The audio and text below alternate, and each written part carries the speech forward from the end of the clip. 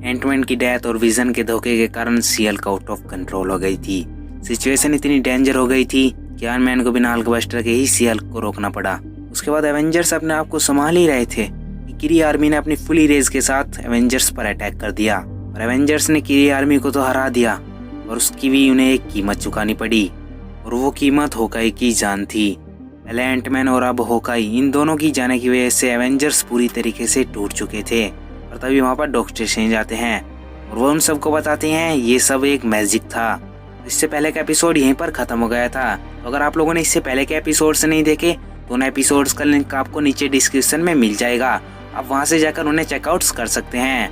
तो आज के इस एपिसोड को शुरू करने से पहले अगर आप लोगों ने हमारे चैनल को अभी तक सब्सक्राइब नहीं किया है तो चैनल को सब्सक्राइब कर लो। तो चलिए अब बिना किसी देरी के आज के इस एपिसोड को शुरू करते हैं।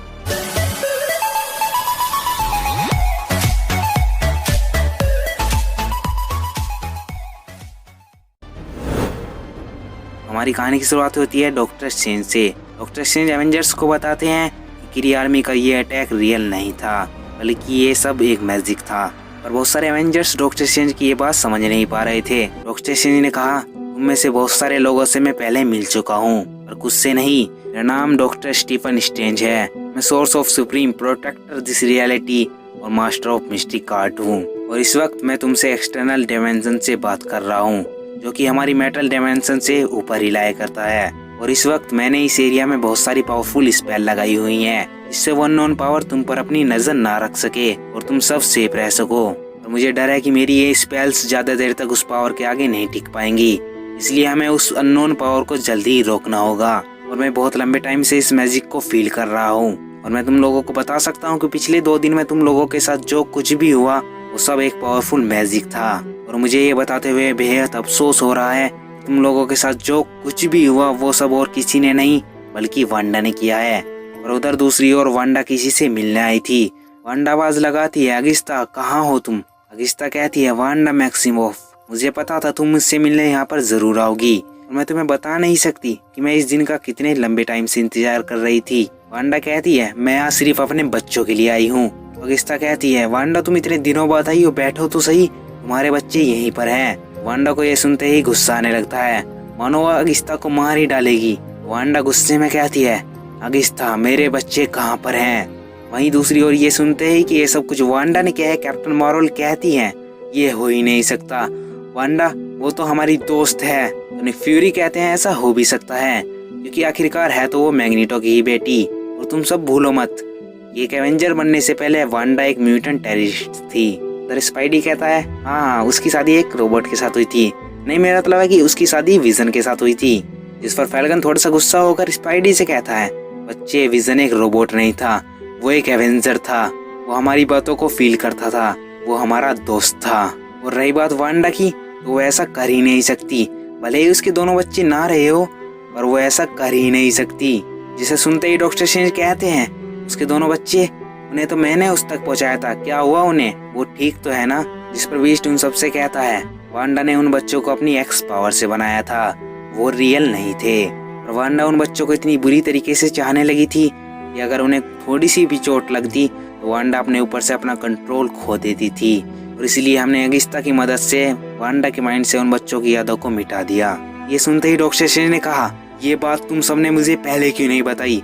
एक म्यूटेंट होने की वजह से वांडा उन पावर्स के साथ पैदा हुई थी, इसीलिए उसने अपनी पावर्स को कभी कंट्रोल करना सीखा ही नहीं। और अगर उसके बच्चों के साथ ऐसा हुआ है तो हम सब एक बहुत बड़ी मुसीबत में आने वाले हैं। लेकिन कैप्टन मार्वल वो तो अभी भी वांडा का साथ ही दे रही थी। कैप्टन मार्वल कहती है तुम कुछ भी कहो डॉक्टर, पर वांडा हमारी दोस्त है और वो ऐसा कभी नहीं करेगी। तुम इससे पहले कहाँ पर थे डॉक्टर, जब स्कॉट और होकाई हमारे बीच नहीं रहे और तुम अब चाहते हो कि हम अपनी एक और दोस्त को खो दें।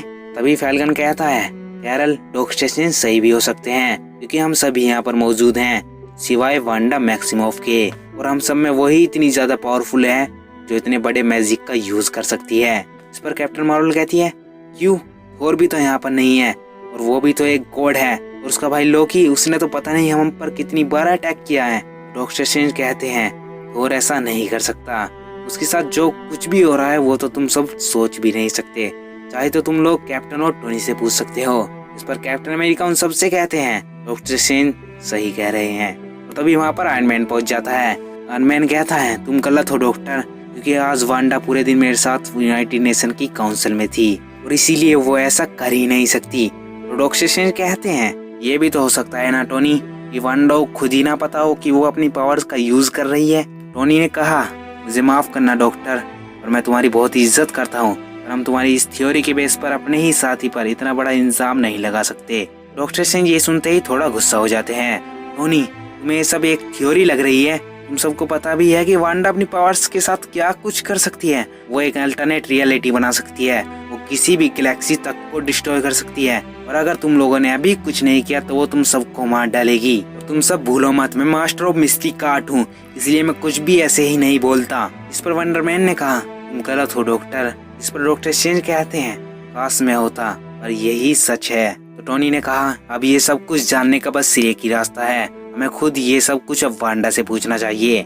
स्ट्रेंज क्या तुम हम सबको वांडा तक पहुंचा सकते हो? डॉक्टर स्ट्रेंज ने कहा हाँ मैं तुम सबको अपनी मैजिक की हेल्प से वांडा तक पहुंचा सकता हूँ, और मेरी एक बात याद रखना, अगर ये सब कुछ सच हुआ तो तुम सब वांडा के आगे कुछ भी नहीं कर पाओगे। जिसके बाद हम देखते हैं वांडा को जो कि अपने दोनों बच्चों को खाना खिला रही थी।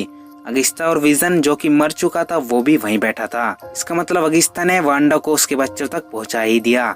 लेकिन तभी दरवाजे से कैप्टन अमेरिका वहां पर आते हैं। कैप्टन कहते हैं वांडा प्लीज हमें तुम्हारी मदद करने दो। कैप्टन के इतना बोलते ही वांडा की बनाई गई रियलिटी मिटने लगती है। कैप्टन ने कहा वांडा तुम्हारे कोई बच्चे नहीं है। ये सुनते ही वांडा के दोनों बच्चे आपस में लड़ने लगते हैं। एक कैप्टन अमेरिका की साइड ले रहा था, दूसरा कैप्टन को मारने की बात कर रहा था। और तभी वांडा एक ऐसी ही रियलिटी बनाती है जहाँ पर रेड स्कल और उसके सोल्जर्स कैप्टन अमेरिका पर गन पॉइंट कर खड़े थे। भले ही ये एक मैजिक हो पर इसमें किसी की जान तक जा सकती है। रेड स्कल अपने सोल्जर्स को कैप्टन के ऊपर फायर करने के लिए बोलता है। इसके बाद कैप्टन गोलियों की बौछार से बाहर आ गिरते हैं। वांडा अपने बच्चों से कहती है तुम्हें मुझसे कोई अलग नहीं कर सकता। और वांडा के इन दोनों बच्चों में से एक कह रहा था मॉम ये आदमी आपका दोस्त है। और वांडा का दूसरा बच्चा बोल रहा था नहीं मॉम ये हमें आपसे अलग करना चाहता है। उसके बाद वांडा वहाँ से बाहर आ जाती है। कैप्टन मार्वल वांडा से कहती है तुम ऐसा कैसे कर सकती हो वांडा, तुमने होकाई और एंटमैन दोनों को मार डाला, और विजन वो तो तुम्हारा हस्बैंड था उससे भी। जिस पर वांडा उन सबसे कहती है मेरे बच्चों से दूर रहो। एलन ने कहा तुमने एवेंजर्स को खत्म करने की कोशिश की, और इसी के साथ कैप्टन मार्वल अपनी फुल रेज के साथ वांडा पर अटैक कर देती है। और वांडा ने फिर से रियलिटी को चेंज कर दिया। वांडा कैप्टन मार्वल के आगे उसके सबसे पावरफुल दुश्मन को लाकर खड़ा कर दिया। एवेंजर्स ये सब देखकर हैरान रह गए, और उसके बाद तो वांडा ने उन सभी एवेंजर्स के आगे उन सबके सबसे बड़े विलन को लाकर खड़ा कर दिया। कैप्टन अमेरिका के लिए रेड स्कल और उसकी आर्मी, ब्रूस बैनर के लिए हल्क, स्पाइडरमैन के लिए 2-3 स्पाइडरमैन और आयरन मैन के लिए अल्ट्रॉन। सिचुएशन अब आउट ऑफ कंट्रोल हो चुकी थी। ऐसा लग रहा था कि मानो एवेंजर्स का ये लास्ट टाइम हो। वांडा अपने ऊपर से अपना पूरा कंट्रोल खो बैठी थी। लेकिन तभी डॉक्टर स्ट्रेंज वहाँ पर पहुँच जाते हैं। स्ट्रेंज ने आते ही कहा वांडा तुम्हें ये सब कुछ रोकना होगा। वांडा कहती है तुम सब मुझसे मेरे बच्चों को अलग करना चाहते हो ना। वांडा ने सब कुछ रोकने के बजाय अपनी पावर से डोरमामू तक को बना दिया। अब तो सिचुएशन और भी ज्यादा भयानक हो गई थी। डॉक्टर स्ट्रेंज इस वक्त सोर्स ऑफ सुप्रीम है। डॉक्टर स्ट्रेंज ने कहा वांडा अब आई ऑफ आगामोटो तुम्हें सच का सामना कराएगी। और फिर क्या था, डॉक्टर स्ट्रेंज ने एक बहुत ही पावरफुल इंचेंटमेंट को कास्ट किया और वांडा का मैजिक टूट गया। और वांडा का मैजिक खत्म होते ही वो नीचे गिरने लगती है, और कैप्टन अमेरिका उसे बीच में ही पकड़ लेते हैं। डॉक्टर स्ट्रेंज ने कहा मुझे माफ कर देना कैप्टन, पर इसके अलावा कोई भी रास्ता नहीं था। और अब निक फ्यूरी ने अगिस्ता को गिरफ्तार कर लिया था, क्योंकि ये सब कुछ उसी की वजह से हुआ है। दूसरी ओर फैल्कन कहता है क्या हमें इसे उठा देना चाहिए। डॉक्टर स्ट्रेंज कहते हैं अभी नहीं। कैप्टन अमेरिका कहते हैं हम वांडा की मदद कैसे करेंगे डॉक्टर। और तभी एक आवाज आती है मैं वांडा को मुझे दे देना चाहिए। गाइस ये और कोई नहीं मैग्नेटो था। मैग्नेटो ने आते ही कहा मेरी बेटी को मुझे दे दो, मैं खुद इसे संभाल लूंगा। और गाइस मैग्नेटो के इतने कहते ही वो वांडा को वहां से लेकर चला जाता है। कैप्टन पूछते रह गए तुम इसे कहाँ लेकर जाओगे मैग्नेटो। और मैग्नेटो ने कैप्टन की बात का कोई जवाब नहीं दिया। और उसके बाद मैग्नेटो वहां से चला जाता है। उसके बाद सभी एवेंजर्स वहां से एक एक कर चले जाते हैं। और फिर अगले ही दिन एवेंजर्स एक साथ इकट्ठा हुए। और एवेंजर्स के बीच अगर कोई नहीं था तो वो एंटमैन, होकाई और विजन थे। और सिल्क ने जो भी आउट ऑफ कंट्रोल होने की वजह से किया वो उसके लिए बहुत शर्मिंदा थी, और इसीलिए आज वो अपनी ह्यूमन फॉर्म में थी। सिल्क को लग रहा था कि उससे सब गुस्सा होंगे, पर ऐसा कुछ भी नहीं था। उससे मिलकर सभी लोग उतने ही खुश थे जितना वो पहला हुआ करते थे।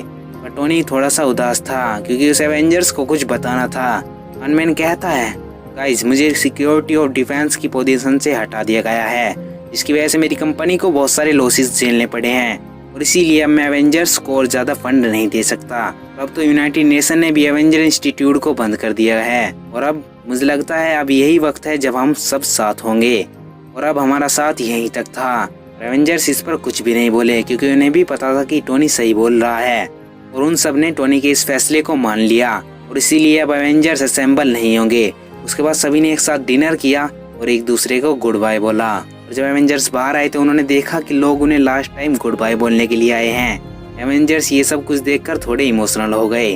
तो गाइस एवेंजर्स असेंबल का इशू यहीं पर खत्म हो जाता है। तो आप लोगों का एपिसोड कैसा लगा प्लीज कमेंट्स में जरूर बताइएगा।